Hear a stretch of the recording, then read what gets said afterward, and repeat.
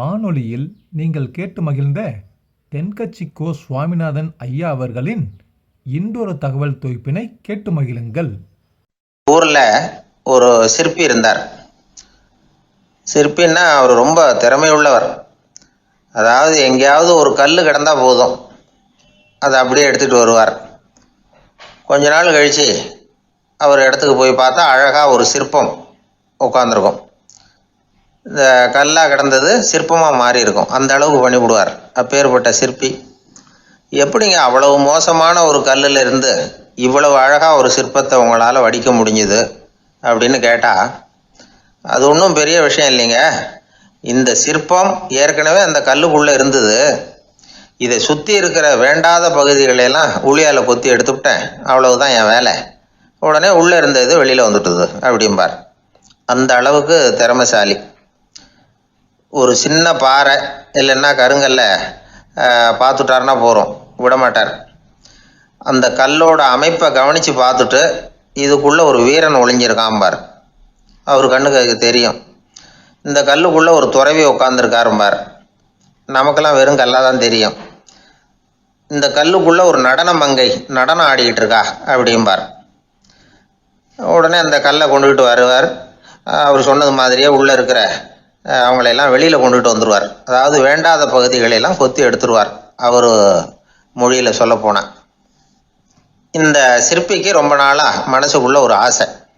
அதாவது உண்மை, தூய்மை, இதுக்கு உதாரணமாக இருக்கக்கூடிய புத்தர் சிலையை வடிக்கணும் அப்படிங்கிறது அவரோட ஆசை.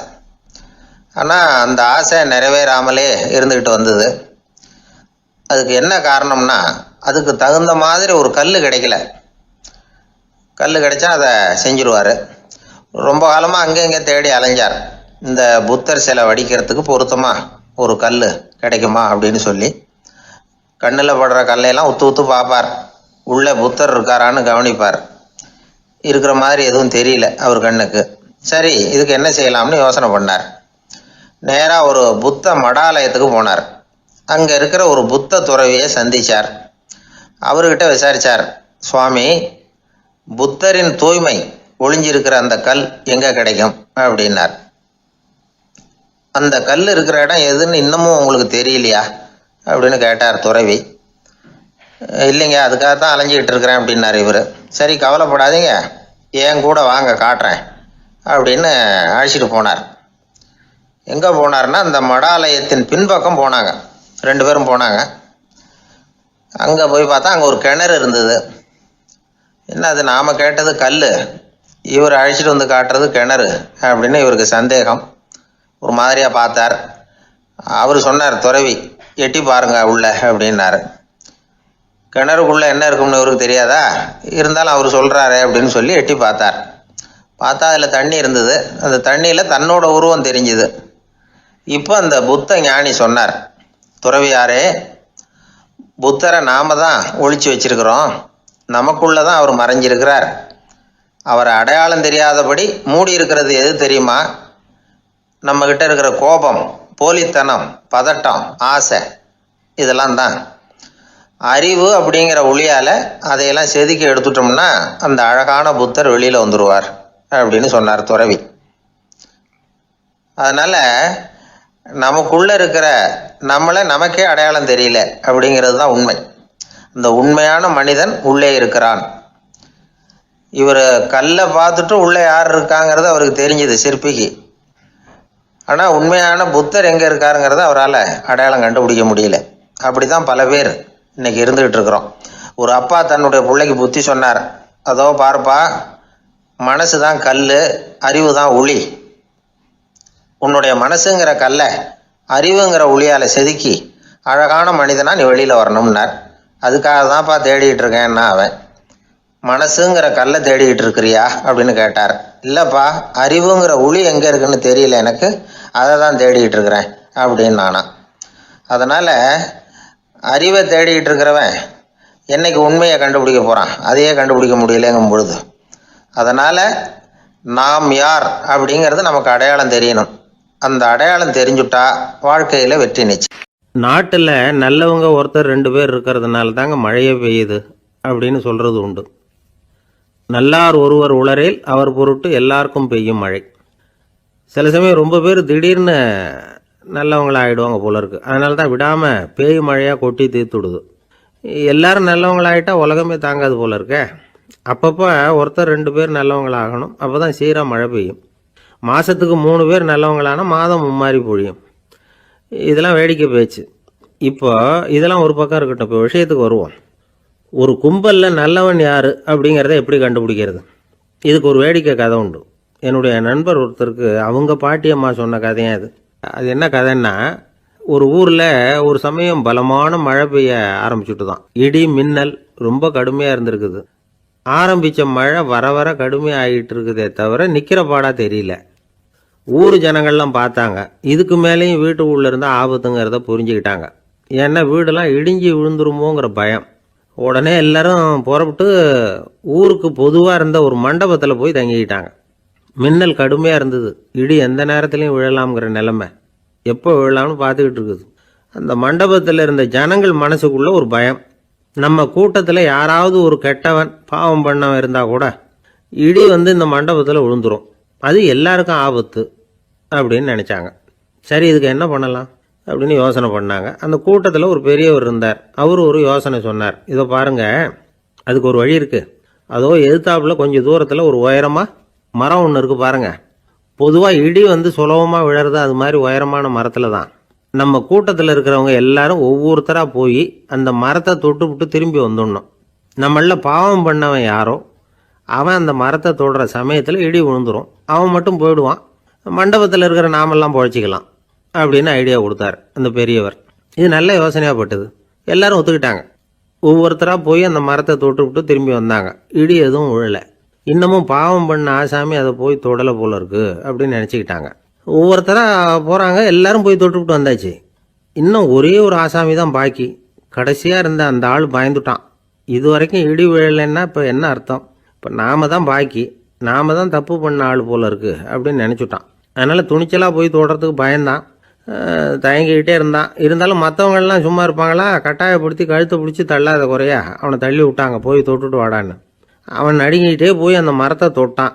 அதே வினாடி ஒரு பயங்கரமான மின்னல் இடி விழுந்துட்டுது. எங்கே விழுந்தது தெரியுமா? அந்த ஆள் மேலே இல்லை, மண்டபத்தில் விழுந்தது. மண்டபத்தில் இருந்தவங்க பூரா காலி. அந்த ஒரு ஆள் மட்டும் புழைச்சிக்கிட்டான். இந்த ஒரு ஆளை காப்பாற்றுறதுக்காக தான் இடி மண்டபத்தில் விழாமல் இருந்திருக்குது. இதுதான் கதை. அதனால் நல்லவங்க எப்படியும் தப்பிச்சுக்குவாங்க அப்படிங்கிறது ஒரு நீதி. ஒருத்தன் அப்படி தான் தெருவில் நடந்து போய்கிட்டு இருந்தான். ரொம்ப நல்லவன். எதிரில் ஒருத்தன் சைக்கிளில் வந்துக்கிட்டு இருந்தான். அதில் மோதி இவன் கீழே விழுந்துட்டான். சைக்கிள்காரன் உடனே இறங்கி இவனை தூக்கி விட்டான். இவன் எழுந்திரிச்சு அவனை முறைச்சி பார்த்தான். அப்படி பார்க்காதீங்க சார், நீங்கள் ரொம்ப புண்ணியம் பண்ணியிருக்கீங்க, அதுதான் இப்போ சைக்கிளில் மோதிக்கிட்டீங்க அப்படின்றான். என்ன அப்படி சொல்கிறேன் நான்? இவன் 10 நிமிஷத்துக்கு முன்னாடி நான் லாரி ஓட்டிகிட்டு வந்தேன், அப்போ நீங்கள் எதிரில் வந்திருந்தீங்கன்னா என்ன ஆயிருக்கும் அப்படின்னானா அவன். ஒரு புகழ்பெற்ற ஜப்பானிய சாமுராய் வீரன். வாள் வீசுறதுல ரொம்ப கெட்டிக்காரன். ஒரு கடுமையான போரில் கலந்து கொண்டுட்டு களைச்சி போய் திரும்பி வந்தான். படுக்கையில் விழுந்தான். பக்கத்தில் என்னமோ சத்தம் கேட்டுது. திரும்பி பார்த்தான். ஒரு எலி அவனை முறைச்சி பார்த்துக்கிட்டு இருந்தது. உடனே வாழை உருவனா வீசினான். அது தப்பிச்சிட்டு ஓடி போச்சு. எவ்வளோ முயற்சி பண்ணி பார்த்தா முடியல. கடைசியில் அந்த வாள் முறிஞ்சு போனது தான் மிச்சம். ஒரு பக்கம் அவனுக்கு இது அவமானமாக போயிட்டுது, இன்னொரு பக்கம் பயமாக போயிட்டுது. எவ்வளவோ போர்களில் எதிரிகளை பந்தாடினவன் அவன் ஒரு எலிகிட்ட தோற்று போய்டுறதா அவனால் சகிச்சிக்க முடியல. மனைவிகிட்ட சொன்னான் இப்படி நடந்துட்டுதுன்னு. அவள் சிரிச்சா. உங்களுக்கு புத்தியே இல்லை, எலியை போய் யாராவது வாளால் வெட்டுவாங்களா அப்படின்னு அந்த அம்மா சொன்னதும், நீ என்ன சொல்கிறேன்னா, ஒரு பூனையை கொண்டுட்டு வந்துட்டா போதும், அதுக்கப்புறம் ஏன் எலி வரப்போகுது அப்படின்னு அந்த அம்மா. உடனே ஒரு பூனை சேர்ந்தது. அது சாதாரண பூனை இல்லை, வீர சாகசங்கள்லாம் செஞ்சு பழக்கப்பட்ட பூனை. பெரிய இடத்துல வளர்ந்தது. அதை கொண்டுட்டு வந்துட்டாங்க. அந்த பூனை குறி பார்த்து எலி மேலே பாஞ்சுது. ஆனால் அந்த எலியை சுலபமாக தப்பிச்சு போட்டுது. அடுத்தபடியாகவும் பாயறதுக்கு முயற்சி பண்ணிச்சு அந்த பூனை. ஆனால் அந்த எலியோ ரொம்ப தந்திரமாக திடீர்னு அந்த பூனையின் முகத்துக்கு நேராக பாஞ்சுது. அவ்வளவுதான். அந்த பூனை பயந்து போய் ஒரே தாவி ஜன்னல் வழியாக வெளியில் ஓடி போச்சு. அந்த வீரனுக்கு இது ஒரு பெரிய அதிர்ச்சியாக இருந்தது. அடுத்தபடியாக யோசனை பண்ணான். ராஜா வளர்த்துக்கிட்டு இருந்த அரண்மனை பூனையை ஒரு நாள் இரவலாக கேட்டு வாங்கிட்டு வந்தான். ஊர் உலகம்லாம் பேர் வாங்கின பூனை அது. அந்த பூனையாலும் அந்த எலியை ஒன்றும் செய்ய முடியல. வீரனுக்கு ரொம்ப அதிர்ச்சி. அந்த அரண்மனை பூனைகிட்டேயே போய் புலம்புனான். அரண்மனை பூனையே, நீயே தோற்று போயிட்டியே, இனிமேல் நான் என்ன செய்ய முடியும்னா. அந்த பூனை சிந்திச்சுது. அப்புறம் சொல்லிச்சு, இந்த காரியத்துக்கு இந்த மேல்மட்ட விவகாரம்லாம் சரிப்பட்டு வராது.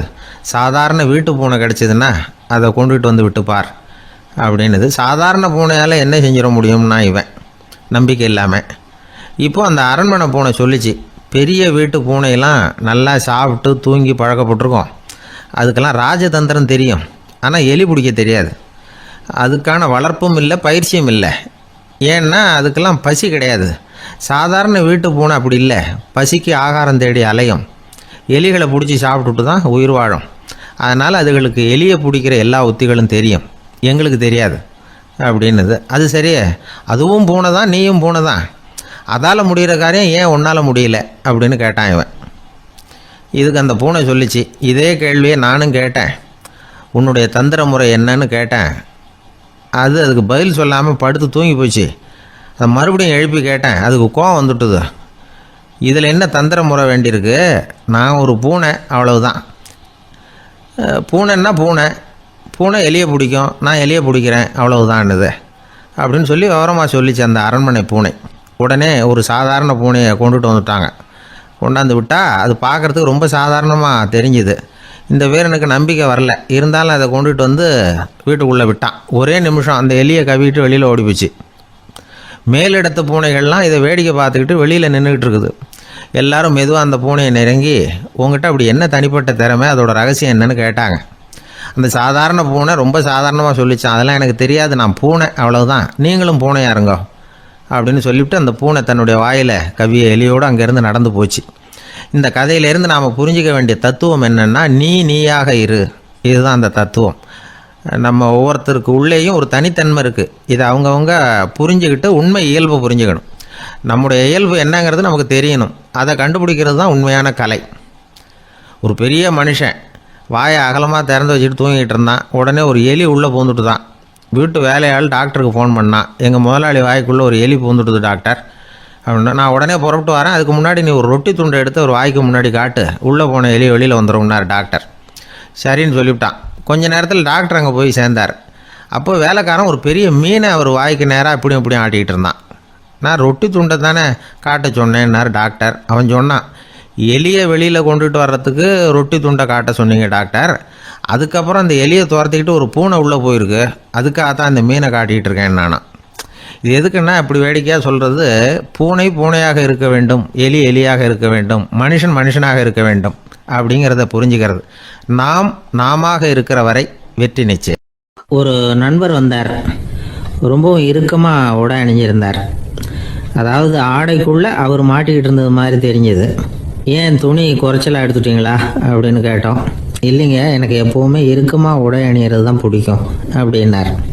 ஒருத்தர் எப்படி உடை அணிகிறார் அப்படிங்கிறத வச்சு அந்த ஆள் எப்படிப்பட்டவர் அப்படிங்கிறத கண்டுபிடிச்சிடலாம். உடை அணிகிற விதம் ஒருத்தருடைய மனநிலையை வெளிப்படுத்துதான். இப்போ இறுக்கமான உடை அணிகிறவங்க பொதுவாக மன நிம்மதி இல்லாதவங்களாக இருப்பாங்களாம், கோபக்காரங்களாக இருப்பாங்களாம். ரொம்ப தொலைதொலைப்பாக ஆடை அணிகிறவங்க இருக்கிறாங்கல்ல, அவங்கெல்லாம் அமைதியான ஆளாக இருப்பாங்களாம், சாந்தமாக இருப்பாங்களாம். இவங்கெல்லாம் போராடுறதுக்கு சரியாக வரமாட்டாங்களாம். இப்படி ஒரு கணிப்பு இருக்குது. அதனால தான் போர் வீரர்களுக்கெல்லாம் இறுக்கமான உடையை தான் கொடுக்கறது வழக்கம். ஆனால் சன்னியாசிகளை பாருங்கள், அவங்களுக்கெல்லாம் ரொம்ப தொலை உடைகள் தான். அவங்கெல்லாம் டைட் பேண்ட் போட்டுக்கிட்டு நிற்க மாட்டாங்க சன்னியாசிகள்லாம். அதே மாதிரி சன்னியாசிகள்லாம் காவி உடையை தேர்ந்தெடுக்கிறதுக்கும் காரணம் உண்டு. பல ஆண்டுகள் சோதனை செஞ்சு பார்த்துட்டு தான் சன்னியாசத்துக்கு காவி தான் சரி அப்படின்னு முடிவு பண்ணியிருக்கிறாங்க. இப்போ பௌதிக விஞ்ஞானப்படியும் அதுதான் சரி. அதாவது சூரிய ஒளியில் 7 வண்ணங்கள் உண்டு. ஒரு பொருள் மேலே அது விழும்பொழுது அந்த பொருள் நமக்கு சிவப்பாக தெரிஞ்சதுன்னா அந்த பொருள் சிவப்பை தவிர மற்ற எல்லா நிற கதிர்களையும் உள்வாங்கிக்கிட்டு சிவப்பு நிறத்தை மட்டும் வெளியில் விடுது. அதாவது விலக்கி விடுது. அதனால தான் அந்த பொருள் சிவப்பாக தெரியுது. உடல் ஆரோக்கியத்துக்கு ஓரளவு சிவப்பு தேவைப்படுது. அதனால தான் காவி உடை அணிஞ்சால் சூரிய ஒளி ஓரளவு சிவப்பை விலக்கிவிடும். அதாவது சிவப்பின் பலனும் கிடைக்கும், இந்த சிவப்பின் கெடுதலும் இல்லை அப்படின்னு யோசனை பண்ணாங்க. காவி உதய வேளையின் நிறம். கீழ் வானத்தில் கதிர் உதிக்கிற வேளையில் முதல் ஒளி தோன்றுகிற நேரத்தில் காவி நிறம் தான் கசியும். தியானம் செய்கிறப்போ முதல்ல காணக்கூடிய ஒளி காவி நிறம்தான். தியானத்தின் உச்ச நிலையின் நிறம் நீலம். தியானம் காவி நிறத்தில் ஆரம்பமாகி நீல நிறத்தில் நிறைவடைகிறது அப்படிங்கிறார் ஓஷோ. நீலம் தியான சிகரம், காவி தியான ஆரம்ப குறியீடு, ஒரு சன்னியாசியின் ஆரம்ப தரிசனம் அப்படிங்கிறார் அவர்.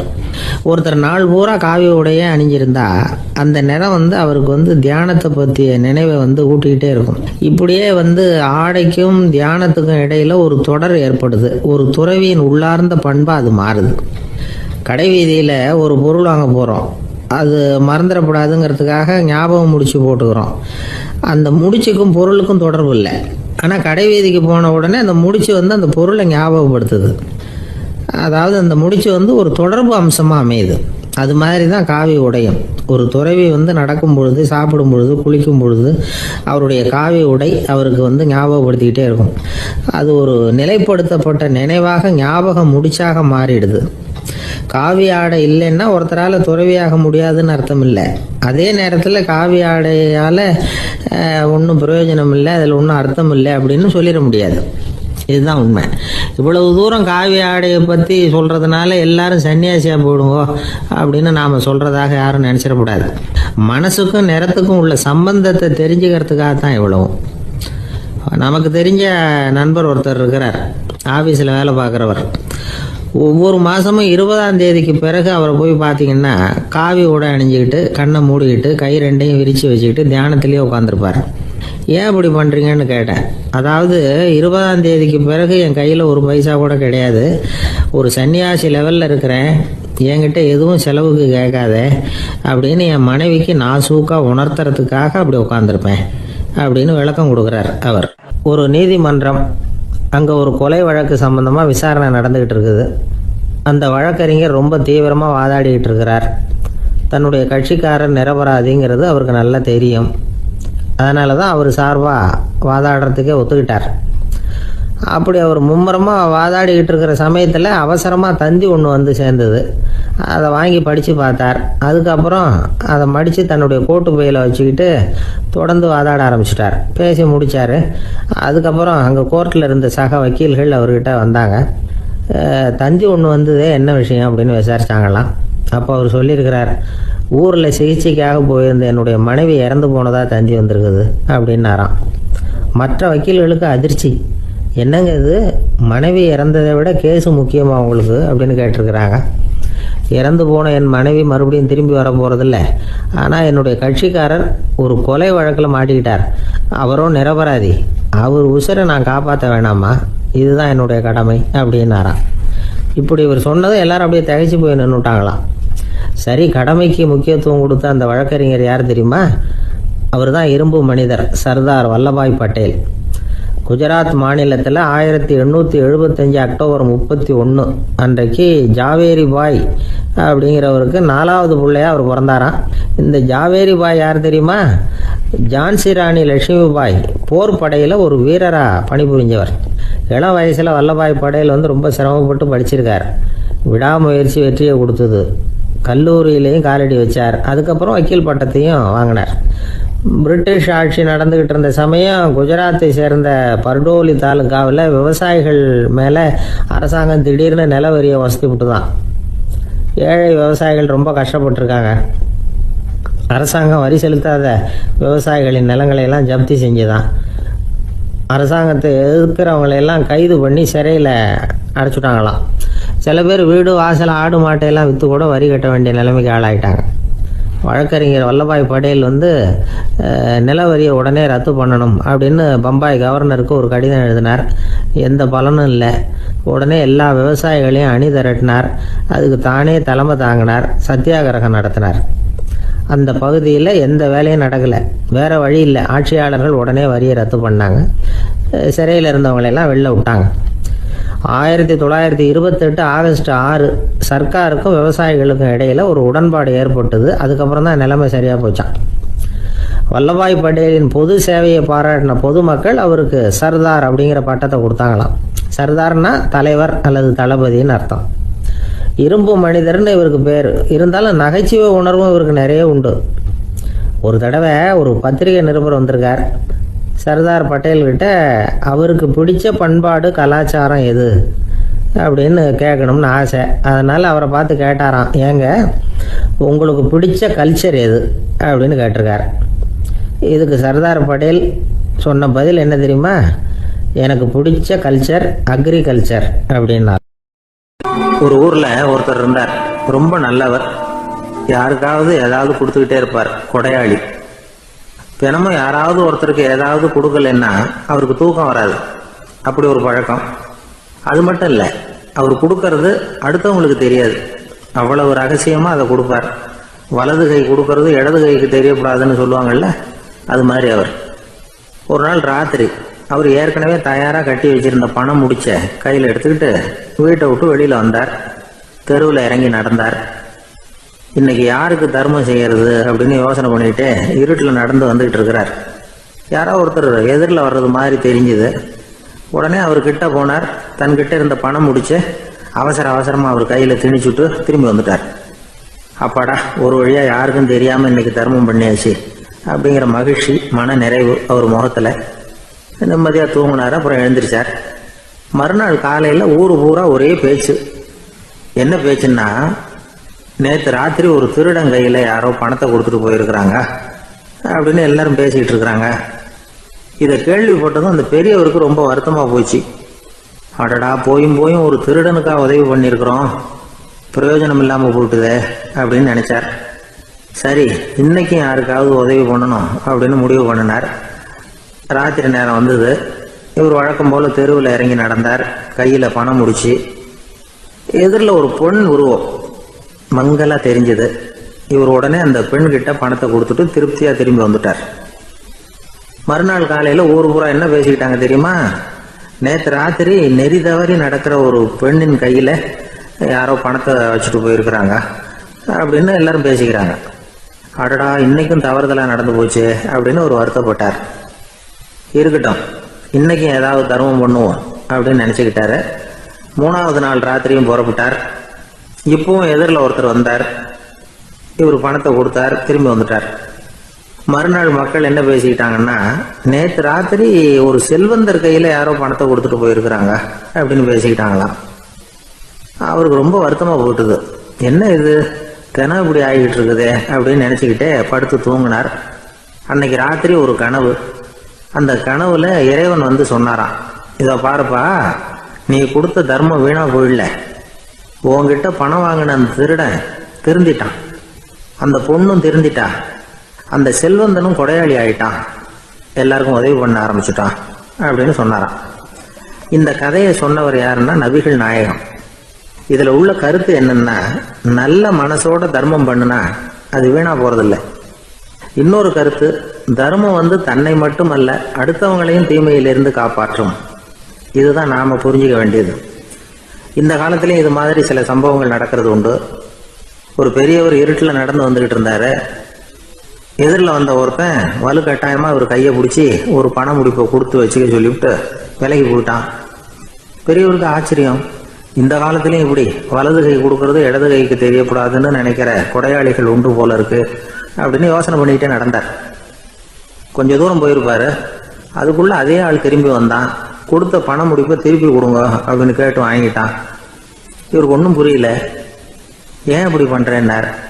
அது ஒன்றும் இல்லைங்க, கொஞ்ச நேரம் இதை உங்ககிட்ட கொடுத்து வச்சிருந்தேன், அவ்வளவுதான் அப்படின்னா. ஏன்னு கேட்டார். என்னை பின்னாடி போலீஸ் தேடிக்கிட்டு வந்துக்கிட்டு இருக்குது, அதுதான் அப்படி பண்ணேன், இப்போ போயிட்டுது, இனிமேல் ஒன்றும் பயமில்லை அப்படின்னு சொல்லிவிட்டு அவன் பாட்டுக்கு நடந்து போகிறான். ஒரு நண்பர் ஆனந்தமாக சிகரெட் பிடிச்சிக்கிட்டு இருந்தார். இந்த பழக்கத்தை விட்டுவிடுங்களேன் அப்படின்னு சொல்லி பார்த்தோம். விட்டுடலாம்னு தான் பார்க்குறேன், ஆனால் முடியலையேன்னார். மனசு வச்சா எல்லாம் முடியும் அப்படின்னும். அவர் கொஞ்ச நேரம் யோசனை பண்ணார். அப்புறம் சொன்னார், சரி சார், இதுதான் நான் பிடிக்கிற கடைசி சிகரெட் அப்படின்னு சொல்லி ரொம்ப அழுத்தமாக புகையை உள்ளுக்கு இழுத்தார். அதுக்கப்புறம் அந்த துண்டு சிகரெட்டை வீசி எறிஞ்சுட்டார். ஒருத்தர் இது மாதிரி தீர்மானம் பண்ணி தன்னுடைய கடைசி சிகரெட்டை தூக்கி எறிஞ்சுட்டாருன்னா அது ஒரு பெரிய விஷயம்தான். அதுக்கு பிறகு அவர் உடம்புல படிப்படியாக என்னென்ன மாற்றங்கள் நடக்கும் அப்படிங்கிறத பற்றி ஒரு விவர பட்டியலே வெளியிட்டிருக்கிறாங்க. அது என்ன விவரம் தெரியுமா? ஒருத்தர் புகைப்பிடிக்கிற பழக்கத்தை நிறுத்துறாருன்னு வச்சுங்க. அப்படி அவர் நிறுத்தின 20 நிமிடங்களுக்குள்ள உயர் ரத்த அழுத்தம், உடல் வெப்பம், நாடி துடிப்பு இதெல்லாம் சரியான நிலைமைக்கு வந்துடுதான். 8 மணி நேரத்துக்குள்ள இந்த ஸ்மோக்கர்ஸ் பிரீத் அப்படிங்கிற தன்மை மறைஞ்சிருதான். ரத்தத்தில் உள்ள கார்பன் மோனாக்சைடு அளவு குறையுதான், ஆக்சிஜன் அளவு கூடுதான், சரியான அளவுக்கு வந்துடுதான். ஒருத்தர் கடைசி சிகரெட்டை தூக்கி எறிஞ்சுட்டார்னா 24 மணி நேரத்துக்குள்ள மாரடைப்பு ஏற்படுறதுக்கான வாய்ப்பு குறைஞ்சுடுதான். 48 மணி நேரத்துக்குள்ள உணர்வு நரம்புகளின் முனைப்பகுதிகள் மறுபடியும் ஒன்று சேர்ந்துருதான். அதனால நாக்கு சுவை உணர்வு, மூக்கின் முகரும் சக்தி இதெல்லாம் மேம்படுதான், நல்ல நிலைமைக்கு வந்துடுதான். சிகரெட்டை நிறுத்தின 3 நாளுக்குள்ள மூச்சு விடுறது சுலபமாயிடுதான். இப்படி அவங்க பட்டியல் நிறைய சொல்றாங்க. 2 அல்லது 3 மாசத்துக்குள்ள என்ன ஆகும் தெரியுமா? ரத்த ஓட்டம் மேம்படுது, நடக்கிறது சுலபமாயிடுது.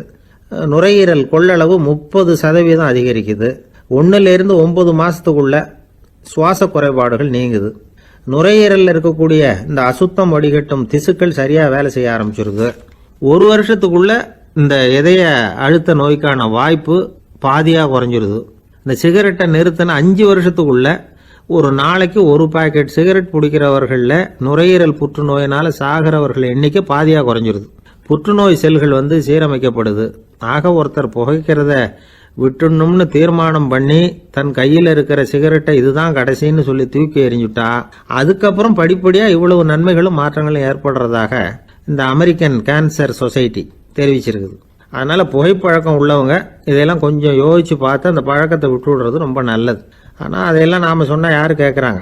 என்னுடைய நண்பர் ஒருத்தர் புகைப்பழக்கம் உள்ளவர், அவர் என்கிட்ட சொன்னார், சார் சிகரெட் பிடிக்கிற பழக்கத்தை விட்டு விடுறது என்னை பொறுத்த வரைக்கும் ஒன்றும் பெரிய கஷ்டமான செயல் இல்லை, அது ரொம்ப சுலபம் அப்படின்னார். எப்படி சொல்றீங்கன்னு கேட்டேன். நான் ஏற்கனவே 20 தடவை அந்த பழக்கத்தை விட்டுருக்கேன் சார் அப்படின்னார் ரொம்ப பெருமையா. ஒரு நண்பர்கிட்ட பேசிக்கிட்டு இருந்தேன். அவருடைய உறவினர் ஒருத்தர் ஒரு நேர்முக தேர்வுக்கு போயிருந்தாராம், இன்டர்வியூக்கு. ரொம்பவும் பொறுப்பாகவும் கவனமாகவும் செயல்பட வேண்டிய பதவிக்கான நேர்காணல் அது. இவர் எழுத்து தேர்வுல ஏராளமான மதிப்பெண்கள் வாங்கிவிட்டார். அதனால அதை பத்தி கவலை இல்லை. இப்ப நேர்முக தேர்வுல தேர்வு பெறணும். ஏராளமான சான்றிதழ்கள் வச்சிருந்தார். நேர்காணல்ல கேட்கப்பட்ட எல்லா கேள்விகளுக்கும் சரியான பதில தான் சொன்னார். இருந்தாலும் பாருங்க, அந்த நேர்முக தேர்வுல அவர் தேர்ந்தெடுக்கப்படலை. என்ன காரணம் அப்படின்னு பின்னாடி விசாரிச்ச போதுதான் விவரம் தெரிஞ்சுதான். அது என்ன ஆயிருக்குதுன்னா, அந்த நேர்காணலின் போது இவர் நடந்துகிட்ட முறையில சில தவறுகள் நடந்து போச்சான். முக்கியமா 2 தவறுகள். ஒண்ணு, அவங்க ஒரு கேள்வியை கேட்டு முடிக்கிறதுக்குள்ளேயே இவர் பதில் சொல்ல ஆரம்பிச்சுட்டாராம். 2வது என்னன்னா, இவர் நாற்காலியில தாராளமா இயல்பா சாஞ்சி உட்காராம நாற்காலி முனையில உட்கார்ந்துருந்தாராம். இந்த 2 விதமான செயல்பாடுகளும் இவர் அவசரப்படுறவர், பதற்றப்படுறவர் அப்படிங்கிறதுக்கான அடையாளங்கள். அதாவது கேள்வியை கேட்டு முடிக்கிறதுக்குள்ளேயே முந்திக்கிட்டு பதில் சொல்றது. 2வது, நாற்காலியில இயல்பா தாராளமா உட்காராம நாற்காலி முனையில உட்கார்றது. பார்க்க போற வேலைக்கு அவசரம், பதற்றம் இது 2 இருக்கக்கூடாதான். அதனால மார்க் இருந்தும் சர்டிபிகேட் இருந்தும் அந்த வேலை வாய்ப்பு அவருக்கு கிடைக்கல. வேலை கொடுக்கறவங்க நம்ம கிட்ட இருந்து என்னதான் எதிர்பார்க்கறாங்க, இதை தெரிஞ்சு வச்சுக்கிறது நல்லது. முதல்ல மற்றவர்களுடன் தொடர்பு கொள்ளும் திறமை, அதாவது எபிலிட்டி டு கம்யூனிகேட். நீங்க நினைக்கிறத அழகா தொகுத்து வகைப்படுத்தி சொல்ல தெரியுதான்னு பார்ப்பாங்க. உங்க திட்டங்களை அடுத்தவங்க ஏற்றுக்கொள்ளக்கூடிய விதத்துல வெளிப்படுத்துறதுக்கு உங்களால முடியுதான்னு பார்ப்பாங்க. இதுக்கு என்ன செய்யறது? குழப்பம் இல்லாம சிந்திக்கணும், குழப்பம் இல்லாம பேசணும். 2வது விஷயம் என்னன்னா புத்திசாலித்தனம், அதாவது இன்டெலிஜென்ஸ். ஏத்துக்க போற வேலையை நல்ல விதமா செய்ய முடியுமா உங்களால? அதை எந்தெந்த வழியில செய்யலாம் அப்படிங்கிறத உங்களால தீர்மானிக்க முடியுமா? அந்த வேலைக்கான புது புது யோசனைகளை உங்களால சொல்ல முடியுமா அப்படின்னு பார்ப்பாங்க. இது இன்டெலிஜென்ஸ். 3வது தன்னம்பிக்கை, அதாவது செல்ஃப் கான்பிடன்ஸ். உங்களுக்கு அது உண்டா அப்படிங்கிறத கவனிப்பாங்க. எந்த சூழ்நிலையையும் சமாளிக்கணும், எப்படிப்பட்ட மனிதர்களையும் சமாளிக்கிற தைரியம் வேணும், அடுத்தவங்களை நமக்கு சாதகமா திருப்பக்கூடிய தன்னம்பிக்கை வேணும். 4வது பொறுப்புகளை முன்வந்து ஏற்றுக்கொள்ளுதல், வில்லிங்னஸ் டு அக்செப்ட் ரெஸ்பான்சிபிலிட்டி. பொறுப்புகள்ல இருந்து நழுவி போக ஆசைப்படாம செஞ்சு முடிக்கணும். 5வது முன் வருதல், இனிஷியேட்டிவ். வேலையோட முக்கியத்துவம் உணர்ந்து அதை ஏத்துக்கிட்டு தகுந்த நடவடிக்கைகளை தயங்காம எடுக்கிறதுக்கு முன் வரணும். 6வது என்னன்னு கேட்டீங்கன்னா தலைமைத்துவம், லீடர்ஷிப். 4 பேருக்கு தலைமை தாங்கி நல்ல விதத்துல நடந்துக்க தெரியுதா. 7வது கற்பனை திறன், இமேஜினேஷன். சில பிரச்சனைகள் வரக்கூடும் அப்படின்னு முன்கூட்டியே யூகிச்சு அதுக்கு தகுந்த மாதிரி நடவடிக்கை எடுக்கிற திறமை உண்டா அப்படிங்கிறத பார்ப்பாங்க. 8வது என்னன்னா வளைந்து கொடுத்தல், பிளெக்சிபிலிட்டி. சூழ்நிலைக்கு தகுந்த மாதிரி, மாற்றங்களுக்கு தகுந்த மாதிரி அனுசரிச்சு நடந்துக்கிறதுக்கு தெரியுதா அவங்களுக்கு அப்படிங்கிறத கவனிப்பாங்க. அடுத்தது திறமைகளை வெளிக்கொணரும் திறமை, இன்டர்பர்சனல் ஸ்கில்ஸ். அடுத்தவங்க கிட்ட இருக்கிற திறமையை கண்டுபிடிச்சு அதை நல்ல விதத்துல ஊக்கப்படுத்தி பயன்படுத்த தெரியுதா அப்படின்னு பார்ப்பாங்க. 6வது சுய அறிவு, செல்ஃப் நாலேஜ். அடுத்தவங்க நம்மளை பத்தி என்ன நினைக்கிறாங்க அப்படிங்கறத நம்மால புரிஞ்சுக்க முடியுதாங்கிறது முக்கியம். அடுத்தது போட்டி மனப்பான்மை, காம்படிட்டிவ்னஸ். அடுத்தவங்களை ஒப்பிட்டு பார்த்து அதை விட ஒரு படி மேல வரணுங்கிற குணம் வேணும். இதுக்கு அடுத்தது என்னன்னா குறிக்கோளை வெல்லுதல், கோல் அச்சீவ்மெண்ட். குறிக்கோளை சவாலா எடுத்துக்கிட்டு அதை அடையணும். அப்புறம் வேறுபட்ட திறமைகள், ஒகேஷனல் ஸ்கில்ஸ். பதவிக்கு வேண்டிய திறமைகள் தவிர மற்ற திறமைகள் எதுவும் உண்டாங்கிறது முக்கியம். நமக்கு வேலை கொடுக்கணும்னு நினைக்கிறவங்க நம்ம கிட்ட இருந்து இவ்வளவும் எதிர்பார்ப்பாங்க. அதுக்கு தகுந்த மாதிரி நம்மளை நாமே தயார்படுத்திக்கணும். எனக்கு வேண்டப்பட்ட ஒருத்தர் ஒரு இன்டர்வியூக்கு போயிட்டு வந்தார், நேர்காணலுக்கு. எப்படி இருந்தது இன்டர்வியூன்னு விசாரிச்சேன். நான் போனேன். அவர் கேட்ட எல்லா கேள்விக்கும் அவர் எதிர்பார்த்தது மாதிரியே எல்லா பதிலையும் சொன்னேன். கடைசியா நான் எதிர்பார்க்காத ஒரு தகவலை அவர் சொன்னார் அப்படின்னாரு. என்னன்னு கேட்டேன். அவரும் என்ன மாதிரியே இன்டர்வியூக்கு வந்தவர் தானா, சும்மா என்ன கேள்வி கேட்டுக்கிட்டு உட்காந்துருந்தாராம் அப்படின்னார்.